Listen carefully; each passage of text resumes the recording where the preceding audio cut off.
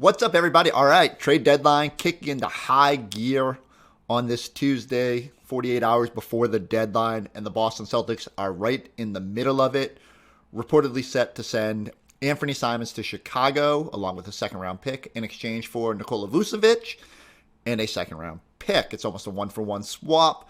We'll get into what the money means. But on the surface, my big first takeaway is the Celtics had an obvious need at the big man position.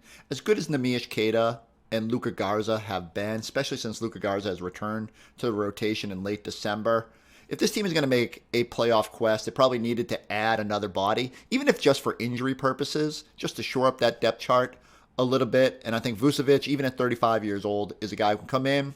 He's going to be a diverse offensive player, shot over 40% beyond the three-point arc last season, can play in the role, hit the little floater, the teardrop, and give you another offensive weapon for a team that already is flirting with the top spot in the NBA in offensive rating.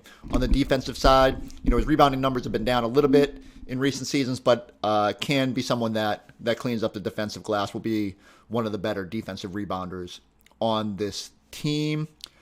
I think a lot of fans will, lament having to move on from Anfernee Simons, who has been absolutely fantastic in recent weeks, who embraced trying to be a defensive player for this team and shed that reputation that he had in Portland.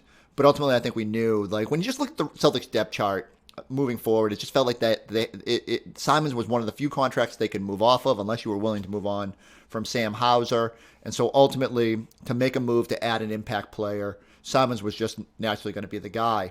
I do think some of that scoring that he provides and the offense that has been kind of idle at times this season will be diminished if Jason Tatum returns this season. And maybe this is just another sign that the team is bracing for that potential. The Celtics are going to save $6 million in this swap.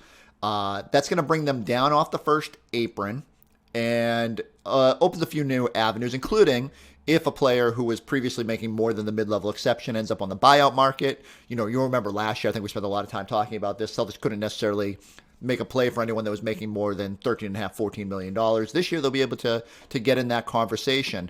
I do think when you look at the depth chart now, there is a little bit of a need for either a big guard, someone who the Celtics would trust to hold up defensively. And again, that's part of the reason I think they were worried about Simons into the playoffs. Could you trust him out there defensively in a playoff series as much as he had bought into that end of the floor? Teams will target weaker links. And, another ball handler. So, you think about the playoffs, the Celtics are going to probably have one of Peyton Pritchard and Derek White on the floor at pretty much all times, and Jaylen Brown and hopefully Jason Tatum as well. So you don't necessarily need a pure ball handler, but it would help to have someone that can maybe play some spot minutes, can give you a jolt. Maybe that's the next target for Brad Stevens as they figure out this roster. You start thinking about what other moves might make. Chris Boucher is obviously listed out as for personal reasons as well tonight. The expectation has been that they might look to move on from him. Maybe that opens up a spot for either a buyout guy, a free agent, whatever they want to do to backfill that roster. But trade season is underway. The Celtics have added another impact big man, and we'll see if it's enough to further bolster their chances in the NBA playoffs.